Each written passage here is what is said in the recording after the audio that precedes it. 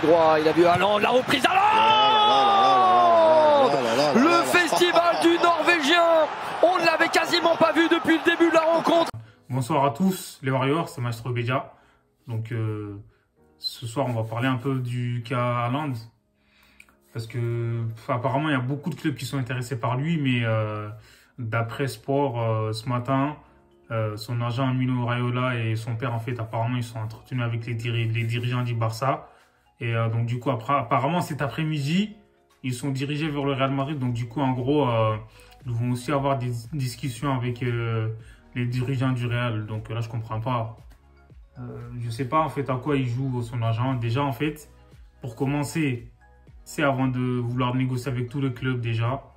Faut connaître en fait tu vois l'intention du joueur, c'est-à-dire que l'envie du joueur. Le joueur normalement en fait il a une préférence, c'est-à-dire que voilà, soit lui il préfère aller jouer au Barça, soit au Real, tu vois.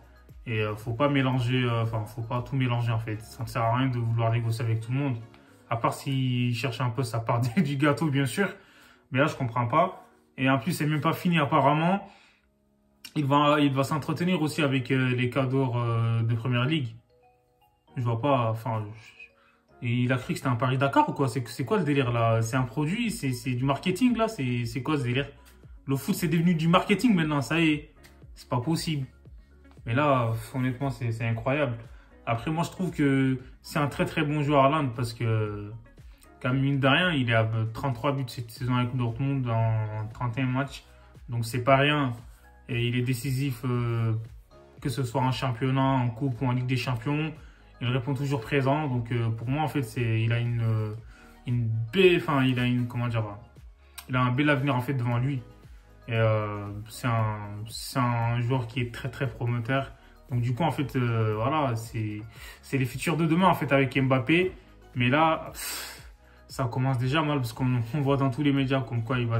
En plus, tu vois, j'avais déjà lu un article en fait il y a peut-être une semaine de ça, qui disait qu'en gros il avait déjà signé un contrat avec le Real, un pré-contrat. Voilà, il disait que le transfert c'était 120 millions d'euros et 40 millions pour son argent et 20 millions d'euros pour son père. Je comprends pas en fait. Ça c'est quoi ces chiffres en fait qui choquent. Le foot normalement ça doit pas être du business, dans le sens où voilà quoi. Les agents, en fait, ils essaient d'en tirer au maximum. C'est-à-dire qu'ils essaient de gratter un peu pour eux aussi. Mais là, je comprends pas. C'est plus du football, mais bon. Les années changent et aujourd'hui, pour avoir un attaquant de classe mondiale, il faut débourser près de 100 millions d'euros, en fait, minimum. Après, c'est vrai que les grands clubs, ils ont un peu les moyens. Mais les petits clubs, ils n'ont pas les moyens. Donc, du coup, en fait, au niveau de la rivalité, voilà.